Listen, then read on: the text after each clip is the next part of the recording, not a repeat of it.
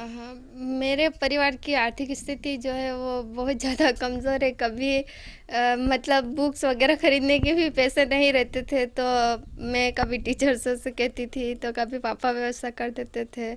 इसी तरह से हम पूरे 6 भाई बहन मतलब पढ़ने जाते हैं, तो थोड़ा आर्थिक स्थिति का सामना करना पड़ता है, और घर की परिस्थितियों, फिर भरण पोषण, उसमें भी थोड़ी ज़्यादा स्थिति कमज़ोर है। हाँ, बताइए।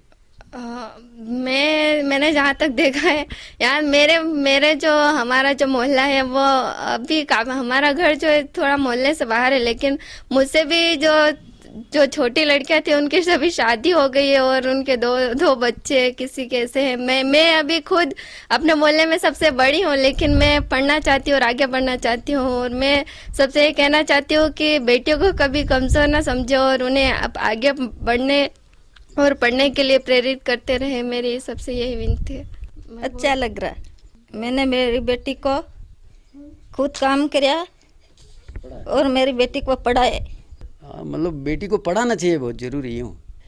हम क्या कहना चाहे कि मतलब ताकि कोई हर व्यक्ति के कैसे बच्चे पढ़े और उसको आशीर्वाद मिले, इसको थोड़ा ध्यान दे। ये मुझे बहुत खुशी हो रही है कि मेरी बहन ने कक्षा 12वीं में ज़िले में दूसरा स्थान प्राप्त किया, इसलिए हम बहुत खुश है कि उसने मेरे पापा का नाम रोशन किया। वो बहुत मेहनत करती थी, उससे हमें भी प्रेरणा मिली है कि हम भी थोड़ा कुछ मेहनत करके आगे बढ़े।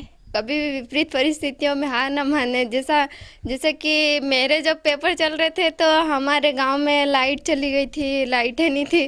तो वैसे पहले पुराने ज़माने की तरह अब कोई चिमनी नहीं रखता, तो लाइट हमेशा रहने की वजह से हमारे घर में भी नहीं थी। तो रात को ऐसे ही मोबाइल से पढ़ाई की थी मैंने 2 रातों तक।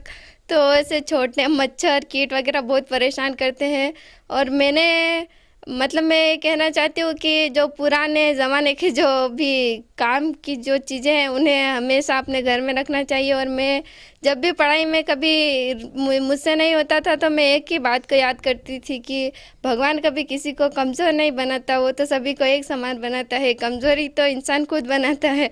जब भी इस बात को याद करती थी, तो जो मुझे नहीं आता था मैं उसे करने की कोशिश करती थी और आगे बढ़ने की कोशिश करती थी।